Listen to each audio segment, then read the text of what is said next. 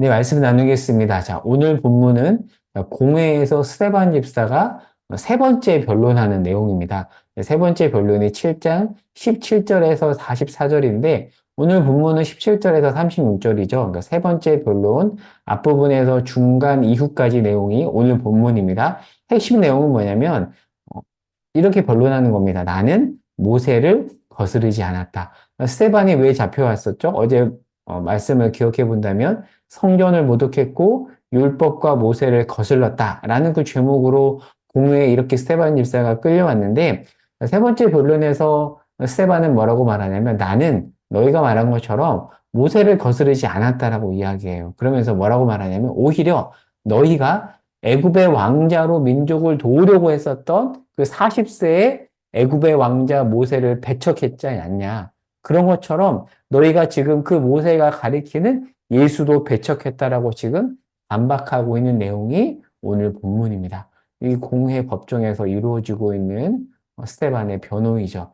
그런데 오늘 설교 내용은 스테반이 이야기한 모세의 인생을 통해서 한번 모세 인생 전체를 한번 정리해 보려고 합니다. 정리하면서 은혜를 나누고자 합니다. 자, 오늘 본문으로 돌아가 볼게요. 자, 야곱의 가족 70명. 자, 창세기에서는 70명이 정착했다라고 되어 있거든요. 흉년 때 요셉이 애굽의 총리로 있을 때 이 고센 땅, 애굽의 변방입니다. 이집트 애굽의 변방인 고센 땅에 70명이 정착을 하죠. 그런데 사도행전에서는 75명이라고 합니다. 왜 5명 차이가 나는가? 이 5명은 요셉의 손자 5명을 포함한 숫자로 보면 이해가 쉽습니다. 어떻게 계수했느냐에 따라서 약간 다른 건데 그냥 그렇다라고 이해하면 될 것 같아요. 자, 왜 고센 땅에 안주하냐면 애굽의 변방이에요. 애굽의 중심에서 동화되면 안 되니까 변방에서 그리고 위치 자체가 이들이 궁극적으로 정착할 바라볼 가나안 땅과 가깝잖아요. 최대한 약속의 땅과 가까운 변방 고센 땅에서 정착을 하는데 사실 인원은 불과 70명, 75명밖에 되지 않습니다. 자, 그런데 400년이 지나서 자손이 번성하죠. 뭘까요?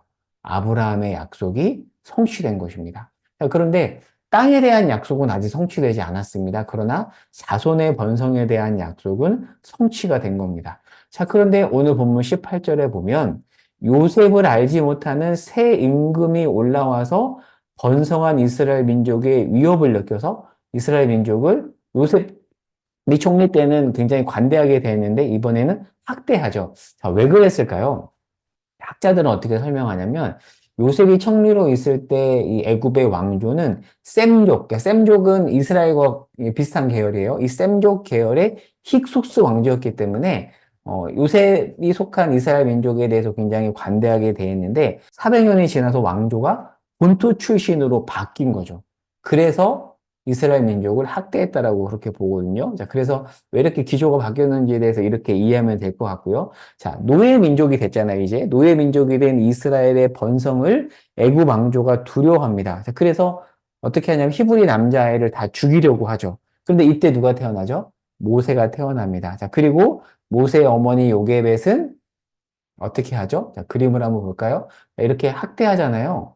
어, 이스라엘 백성의 번성을 막기 위해서 학대하고 그리고 이렇게 해도 안 되자 아이들을 죽이자 이때 모세가 태어났는데 이때 모세의 어머니 요게벳은 나일강에 아이를 갈대 상자에 담아서 띄우고 하나님의 은혜로 아기 모세가 바로의 공주로 입양이 되죠. 자, 이 사건을 좀 간단하게 설명을 해볼게요. 자, 바로의 공주가 왜 목욕을 하러 왔을까? 이 당시 나일강은 우상 숭배지였습니다. 이 사람들은 나일 강신을 섬겼거든요. 그러니까 이 바다는 신의 바다입니다. 신의 강이에요. 아마도 이 바로의 공주는 불인이었던 것으로 보입니다. 아기가 없는데 자기가 믿는 신에게 와서 제일 목욕을 한 거죠. 아기를 낳게 해달라고. 그런데 그때 누구를 발견한 거죠? 아기 모세를 발견한 겁니다. 그러니까 이 공주는 신의 응답으로 받아들였겠죠. 그렇게 하여 아기 모세가 애굽의 왕자로 입양이 됩니다. 그러니까 이 모든 것은 어찌 보면 인간의 머리로는 이해되지 않는 하나님의 섭리인 거죠. 자, 이렇게 해서 모세는 애굽의 왕자가 되어서 애굽의 왕궁에서 지혜를 배우고 그리고 어머니 요게벳이 유모로 애굽의 왕궁에 있지만 하나님 나라 백성의 신앙 교육을 잘 시키면서 애굽의 왕자로 있지만 이스라엘 백성의 정체성을 잊지 않고 모세는 자라게 됩니다. 자, 그런데 23절, 오늘 본문 23절을 볼까요? 모세가 드디어 나이 40이 됩니다. 그래서 어떤 생각을 하죠? 이스라엘 자손을, 형제 이스라엘 자손을 돌볼 생각을 해요. 마침 이렇게 동족이 학대당하는 모습을 보거든요. 그래서 그렇게 자기 동족을 학대하는 애굽인을 쳐서 죽입니다. 자, 질문을 하나 해볼게요. 모세가 자기 민족을 학대하는 애굽 사람을 쳐서 죽였다고 돼 있는데 우발적인 일일까요? 아니면 고의적인 일일까요? 출애굽기 2장 12절을 보십시오. 거기 보면 뭐라고 돼 있냐면 모세가 죽이고 모래 속에 감추어뒀다라고 돼 있어요. 이걸로 봐서는 우발적이지 않은 것으로 보입니다. 이 당시 애굽 사람들은 민족적 우월감을 가지고 히브리 사람들을 무시하는 경우가 되게 많았거든요. 그 전까지는 모세가 꾹 참았다가 힘과 지위가 생겨서 이제는 내가 뭔가 할 수 있겠다라고 판단해서 나선 겁니다. 자, 그리고 말씀 한 구절 찾아볼게요. 히브리서 11장 24절에서 26절을 찾아보겠습니다. 여기서 보면 모세가 우발적으로 죽인 게 아니라 애굽에서 죄악의 낙을 버리고 동족의 고난에 참여하기로 한 행동이라고 이렇게 말을 하고 있어요. 히브리 기자가 설명을 하고 있습니다. 그러니까 모세는 애굽 왕궁에서 어머니 요게벳과 함께 있으면서 신앙 교육을 이스라엘 백성의 정체성 교육을 계속 받았던 거죠. 그러니까 모세는 단순히 혈기를 부린 게 아니라 하나님의 뜻을 알고 좋은 의도를 가지고 동족을 애굽 사람으로부터 구하려고 했던 거예요. 그런데 어떤 일이 벌어지죠? 동족이 고맙다고 했나요? 아니요. 고맙다고 하기는커녕 누가 너를 우리 다스리는 자와 재판하는 자로 삼았냐라고 하면서 바로에게 모세가 애굽인을 죽였다라고 이제 그런 이야기들이 이제 퍼지면서 오히려 도와줬는데 들통나는. 그래서 위기 상황에 처하게 되죠. 그래서 결국 모세가 도망을 가죠. 이집트 왕제에서 졸지에 민족을 도우려는 좋은 의도를 가지고 대했는데 갑자기 광야로 가게 됩니다. 졸지에 죽음의 위기에 처하죠. 그렇게 해서 몇 년이 지나죠? 이렇게 40세 때 이집트 왕자였던 애굽의 왕자였던 모세가 80세 양치는 그런 목자로 있을 때 하나님이 부르십니다. 자, 오늘 본문 30절에서 36절에 보면 30절에 이렇게 되어 있죠? 40년이 참해 80세가 되었을 때 아무 힘이 없는 흰머리 모세에게 하나님이 나타나셔서 모세를 이렇게 가시떨기 나무에서 부르십니다. 하나님의 일하심이죠. 우리가 볼 때는 이집트 왕자 모세를 부르셔야 맞을 것 같은데 하나님은 이집트 왕자 모세를 통해서 이스라엘 백성들을 구원하지 않고 아무 힘이 없는 노인 80세 모세를 부르셔서 이스라엘 백성들을 구원코자 합니다. 이제 말씀을 정리하며 적용해 보려고 합니다. 제가 만약에 하나님이라면요, 40살인 이 모세를 쓸 것 같아요. 여러분, 40살 이집트 왕자 모세하고 80세 노인 모세 중에서 누가 쓰기에 좋아 보이나요? 당연히 인간의 눈으로 볼 때는 40세 모세이죠. 특별히 7장 22절에 보면 이때 모세는 애굽 사람의 모든 지혜를 배워 그의 말과 하는 일들이 능했대요.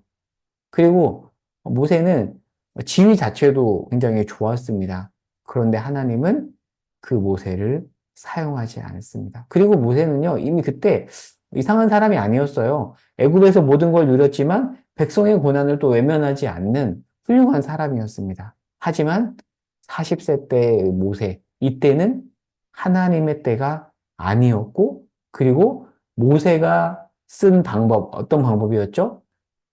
동족을 핍박하는 애굽 사람을 쳐서 죽이는 그 방법은 하나님이 쓰시는 방법이 아니었습니다. 그러니까 40세 때의 모세는 하나님의 때도 아니었고요. 이때 모세가 썼던 방법은 하나님의 방법이 아닌 거예요. 우리가 지금 추구해야 될 것은 뭐냐면 사실 하나님의 때와 하나님의 방법이죠. 그런데 그런 하나님의 때와 방법은 우리의 생각을 뛰어넘을 때가 참 많이 있는 것 같습니다. 살다 보면 그런 생각이 들 때가 있잖아. 이쯤 되면 뭐 이 정도면 되겠다. 라고 생각하고 하나님이 이렇게 일하시겠지라고 하는데 우리의 생각과 전혀 다르게 일하시는 하나님의 모습을 볼 때가 참 많이 있습니다. 어찌 보면 지금 우리가 겪고 있는 일, 상황이 혹여나 모세가 40살 이후에 겪은 상황과 비슷할지 모르겠습니다. 그러나 사랑하는 여러분 잊지 마십시오. 우리가 볼 때는 우리의 때와 우리의 방법이 가장 좋을 것 같지만 그렇지 않습니다. 신실하신, 전능하신 하나님의 때와 하나님의 방법이 가장 적절합니다. 그리고 하나님은 40세 이후에 80세 아무 힘이 없는 노인 모세가 될 때까지 그 40년 동안 모세를 하나님의 사람으로 빚으십니다. 그리고 80세 모세를 통해서 출애굽하시죠. 그리고 나중에 신명기 말씀에 보면 40년이 지나 120세의 모세가 숨을 거두잖아요. 우리의 생각을 뛰어넘게 일하시는 하나님을 우리는 모세의 인생을 통해서 배울 수가 있습니다. 이 말씀을 통해서 오늘 이 단어만 기억하면 좋을 것 같아요. 하나님의 때와 하나님의 방법. 우리의 때와 우리의 방법이 아닌 하나님의 때와 하나님의 방법을 구하고 하나님을 바라보며 소망할 수 있기를 바랍니다. 개척을 준비하면서 정말 그 기도 많이 했거든요. 하나님, 저의 때, 저의 방법이 아니라 하나님의 때, 하나님의 방법으로 일하시옵소서. 그 기도를 정말 많이 했고요. 지금도 하나님 앞에 늘 드리는 기도입니다. 제가 좋아하는 찬양, 주님의 시간이라는 찬양이 있어요. 아시죠? 주님의 시간에 주의 뜻 이루어지리. 하루하루 살 동안 주의 뜻 기다려. 주님의 방법, 주님의 시간. 가장 적절한 하나님의 카이로스입니다. 주님의 시간에 주님의 뜻을 이루실 것을 바라보며 소망하며 또 오늘도 믿음으로 담대히 나아가는 저와 여러분이 될 수 있기를 바랍니다. 오늘 기도 제목입니다. 주님의 때와 방법을 따르게 하소서. 그리고 그 밖에 개인 기도 제목을 가지고 주 앞에 엎드리도록 하겠습니다. 제가 기도하겠습니다. 하나님, 우리의 때와 우리의 방법이 아닌 하나님의 때와 하나님의 방법으로 우리의 삶을 이끄심을 믿습니다. 오늘도 불안하고 막연한 우리의 삶을 선하신 주께 맡겨드립니다. 하나님의 때와 하나님의 방법이 가장 적절함을 믿습니다. 주님을 신뢰하며 감사드리며 예수님의 이름으로 기도합니다. 아멘. 기도하겠습니다.